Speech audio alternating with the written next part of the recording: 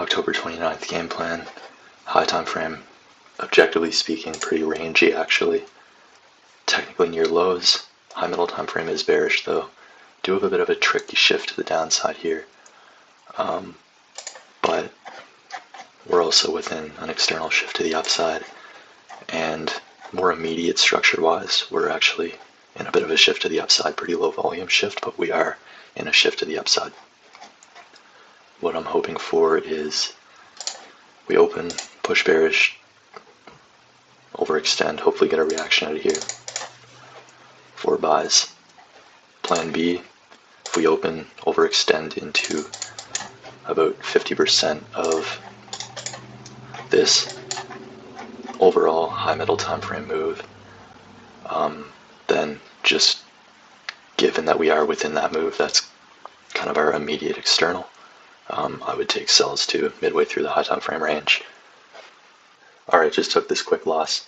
Unfortunate, kind of got edged, but I believe this loss will be a net gain because I got some really good learning from it, just something I overlooked, and it's something I can immediately just apply to my trading.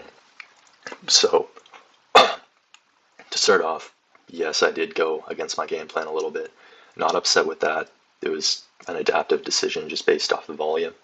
The 10 p.m. candle opened, immediately drove bullish, and despite how strong that push looks on the 1 minute, I didn't have a good feeling about that volume. It felt inauthentic and manipulative just based off of the tick behavior. The bearish tick candles were honestly really large compared to the bullish ones. We had a couple like algorithmic pulses to the downside during this push, and when I saw those I figured, okay, I might be adapting my game plan slightly, entering a little bit earlier, which I was fine with because technically if we overextend into our immediate external structure, this is technically a shift to the downside. Overall the structure looks bullish, but technical shift to the downside, so if we get a reaction like well beyond 50% of that, and we have room to move to the downside, and DXY is looking good, and we get a disproportionate tick reaction, I'm not completely opposed to it. So I'm not too upset with my thought process. Waited patiently through here. Multiple rejections up top. Tick behavior started looking really quite good for sells. As for the DXY, it was at a point where like low time frame wise bullish expectancy, and even with this bearish 1004 volume, we were still experiencing rejections on the buy side on gold, so that was a good sign. I figured we could get a really quick scalp just given the extent of this overextension. Anyway, we ended up, I'll move this. This candle opened, drove bullish, took the high, snapped bearish, and it was a really nice disproportionate reaction on the tick chart. So I waited a couple of tick candles for a response. The response looked alright, so I entered sells. Just figured a really quick high volume scalp, and I was almost instantly stopped out.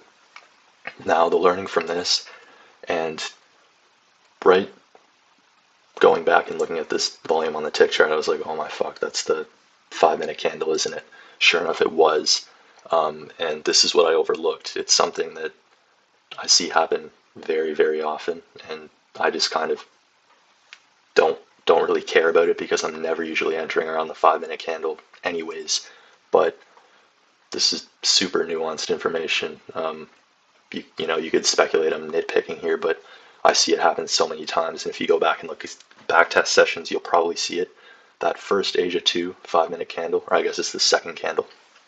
The second Asia 2 5 minute candle very, very often has this crazy little manipulative snap of volume. And basically what I believe happened on this entry is I misinterpreted that snap, which is just kind of noise, right? It's noise, it's the new candle opening. I misinterpreted it as an indication that we were shifting. Going forward, I'll be more careful of that on the 5 minute candle.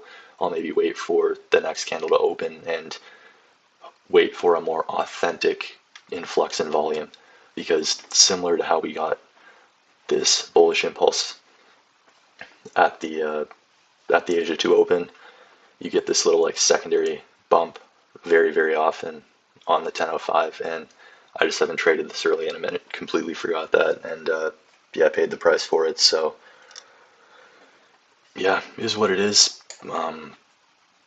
Rothschild's got me this time, but yeah, I'm off, not taking any more trades.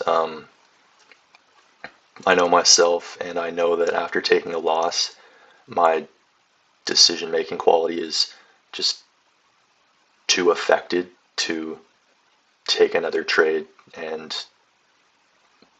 be happy with it. Like I just know that my decision-making is like deviations worse after taking a loss. So yeah, won't be trading this session, but solid learning.